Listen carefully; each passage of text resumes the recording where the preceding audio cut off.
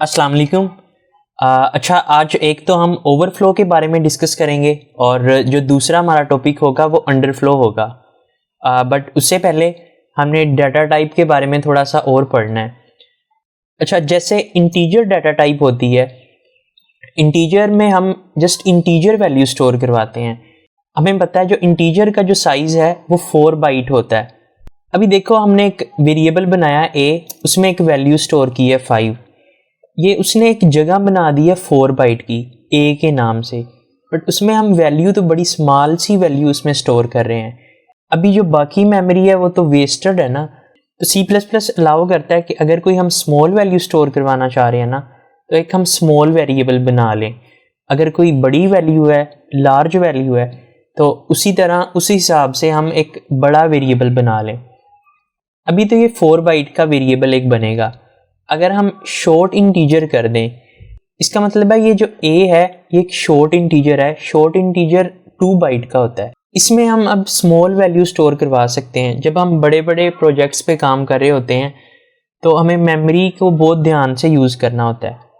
अच्छा, जिस तरह ये शॉर्ट इंटीजर है, इसी तरह लॉन्ग इंटीजर भी होता है। ये भी 4 बाइट का ही होता है। जिस तरह लॉन्ग इंटीजर होता है ना, इस तरह अनसाइंड इंटीजर भी होता है।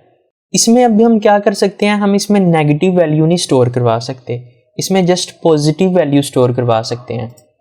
मैं आपको टेबल दिखाता हूँ, फिर आपको सही समझ आ जाएगी। अभी ये देखो, ये शॉर्ट इंटीजर है ना, ये 2 बाइट का होता है, बट ये आपके ऑपरेटिंग सिस्टम पे डिपेंड करता है। लाजमी नहीं है कि ये 2 बाइट का ही हो। अच्छा, शॉर्ट इंटीजर के अंदर ना जो हम मिनिमम वैल्यू स्टोर करवा सकते हैं ना, वो -32768 है। इससे छोटी वैल्यू हम स्टोर नहीं करवा सकते। और मैक्सिमम वैल्यू जो उसमें स्टोर करवा सकते हैं वो +32767 है। ये शॉर्ट इंटीजर की बात हो रही है।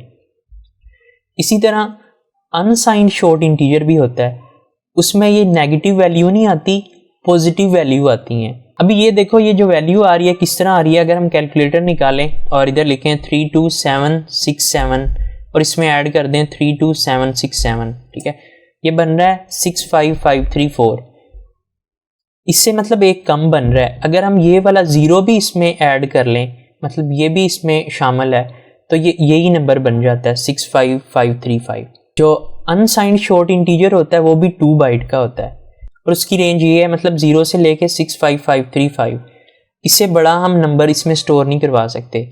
ये जो रेंज है ये भी आपके ऑपरेटिंग सिस्टम पे ही डिपेंड करती है। ये 1-2 नंबर कम भी होते हैं, कभी ज़्यादा भी होते हैं, लाजमी नहीं कि यही हो। और ये आपको टेबल याद नहीं रखना, ठीक है। इस तरह हमें पता है इंटीजर जो है वो 4 बाइट का होता है और उसकी रेंज ये है, मतलब मिनिमम वैल्यू हम ये स्टोर करवा सकते हैं उसमें और मैक्सिमम वैल्यू ये स्टोर करवा सकते हैं। हम आगे जाके देखेंगे कि अगर हम बहुत ज़्यादा बड़ी वैल्यू स्टोर करवा देते हैं तो वो ओवरफ्लो कर जाता है, और अगर बहुत स्मॉल वैल्यू स्टोर करवा देते हैं तो वो अंडरफ्लो कर जाता है। इसी तरह जो अनसाइंड इंटीजर है वो 4 बाइट का होता है और उसकी रेंज ये है। अब ये नंबर किस तरह आ रहा है, इसको हमने जस्ट ऐड कर दिया है 2 दफ़ा। इसी तरह लॉन्ग इंटीजर भी होता है, इसका साइज़ भी 4 बाइट होता है और इसकी रेंज ये है। इसकी रेंज और इंटीजर की रेंज दोनों सेम है और दोनों का जो साइज़ है वो भी सेम है। इसी तरह अनसाइंड लॉन्ग इंटीजर होता है, वो भी 4 बाइट का ही होता है और उसकी रेंज ये है। मतलब अगर हम ये वाली जो वैल्यूज़ है, नेगेटिव वैल्यू, इनको पॉजिटिव में कन्वर्ट कर दें तो यही नंबर बन जाता है। इसी तरह एक लॉन्ग इंटीजर भी होता है, वो 8 बाइट का होता है, उसकी रेंज ये होती है, थोड़ी ज़्यादा बड़ी रेंज है। और इसी तरह अनसाइंड लॉन्ग इंटीजर होता है, उसकी रेंज ये है, वो भी 8 बाइट का होता है। अभी देखो, जैसे हम अनसाइंड इंटीजर a लिखते हैं या फिर हम लिखते हैं लॉन्ग इंट a या फिर शॉर्ट इंटीजर a, ऐसे ही है ना। हम इसकी शॉर्ट फॉर्म, जो इसकी एब्रीविएशन है ना, उसको इस तरह भी लिख सकते हैं कि शॉर्ट a। हमें इंटीजर लिखने की ज़रूरत नहीं है, उसको ऑटोमेटिकली पता चल जाता है शॉर्ट a। इसी तरह लॉन्ग a, उसका मतलब भी यही है कि लॉन्ग इंटीजर a, या फिर अनसाइंड इंटीजर a ये लिख लें या फिर अनसाइंड a लिख लें। अभी हम इधर आते हैं, हमें पता है एक साइज ऑफ का फंक्शन होता है, हमने देखा था स्टार्ट वाली क्लासेस में। ये क्या करता है, साइज बताता है किसी वेरिएबल का।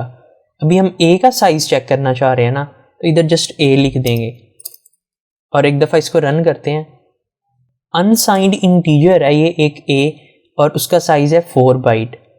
इसी तरह अगर हम लॉन्ग इंटीजर लिख दें, मतलब लॉन्ग इंट लिख दो बेशक ना लिखो, और अभी रन करते हैं तो इसका साइज़ 8 बाइट है। ये आपके ऑपरेटिंग सिस्टम पे डिपेंड करता है, लाजमी नहीं है कि यही साइज़ हो। आप इस तरह से अपने पीसी पे चेक कर सकते हो साइज़ ऑफ का फंक्शन लगा के। अभी देखो जैसे हम एक वेरिएबल बनाते हैं a के नाम से, ठीक है, a में हम कोई वैल्यू स्टोर करते हैं जैसे 5। अभी ये जो a है इसकी टाइप है लॉन्ग इंटीजर, ऐसे ही है ना। अभी ये जो वैल्यू हम इसमें स्टोर कर रहे हैं a के अंदर, अगर ये फ्लोटिंग पॉइंट नंबर नहीं है और ये इंटीजर की रेंज में आता है तो ये एज अ इंटीजर सेव होगा a के अंदर जाके। अगर हम चाहते हैं कि ये जो 5 है ये एज अ लॉन्ग इंटीजर जाके a के अंदर सेव हो, तो हम उसके लास्ट में l लगा देते हैं कि जो 5 है ये लॉन्ग इंटीजर है। अभी जो a है इसकी टाइप तो लॉन्ग है, बट ये जो 5 हम स्टोर कर रहे थे पहले वो एक इंटीजर था। अगर हम चाहते हैं कि ये as a long integer save हो तो हम जस्ट l लगा देते हैं इसके लास्ट पे। आप स्मॉल l का भी यूज़ कर सकते हो, बट ये कन्फ्यूजन पैदा करता है, ऐसे लग रहा है कि जैसे 1 लिखा हुआ है 51। अगर आप 5 को as a long integer save करना चाहते हो तो आप जस्ट इधर डबल l लगा दोगे और इसकी टाइप लॉन्ग कर दोगे, ठीक है। ये भी एक छोटा सा कंसेप्ट था। अभी देखो हम एक लॉन्ग टाइप का वेरिएबल बनाते हैं a के नाम से, ठीक है। अब हम a की टाइप चेक करना चाह रहे हैं तो हम इसकी टाइप भी चेक कर सकते हैं।